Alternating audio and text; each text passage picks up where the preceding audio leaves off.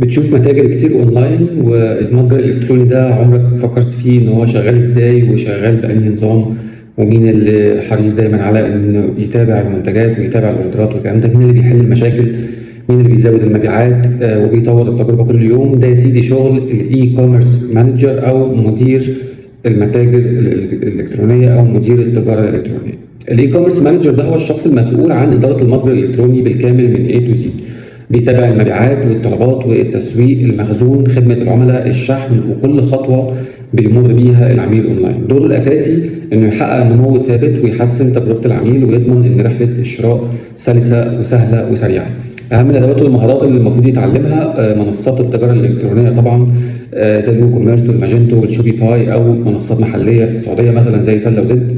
ادوات التحليل، الجوجل اناليتكس، الجي اي 4، الهوت جار، والميتا بيكسل.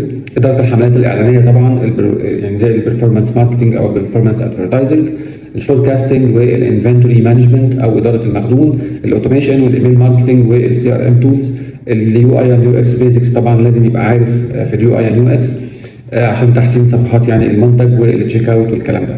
اداره فريق، يتعلم يكون بيدير فريق سواء بقى تسويق سواء دعم سواء لوجيستيك.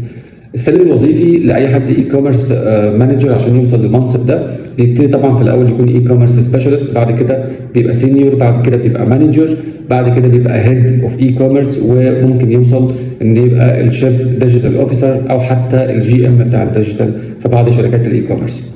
متوسطات الرواتب عالميا للوظيفه دي طبعا بتبتدي من اول 2000 او 2500 دولار، وممكن تتخطى حاجز ال 4000 دولار طبعا على حسب الخبره وعلى حسب اداره النمو الحقيقيه وعلى حسب كمان حجم المبيعات ومنتجات او خدمات الشركه دي عباره عن ايه. المستقبل الوظيفي طبعا للتجاره الرقميه او الالكترونيه بيكبر بسرعه جدا، وخصوصا بعد ايرا ال 2020، ومعاها طبعا الطلب بيزيد على المدراء الاقوياء اللي بيعرفوا يحققوا مبيعات متواصله وبيديروا المتاجر بشكل قوي. ولو بتفهم طبعا في الاي كوميرس زائد الادز زائد الداتا، فانت كده حد لقطه، ففرصك بتزيد قوي بشكل ضخم.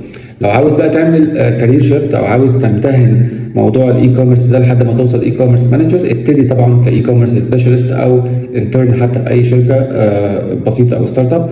اتعلم الشوبيفاي والجوجل اناليتكس كويس جدا واتقنهم.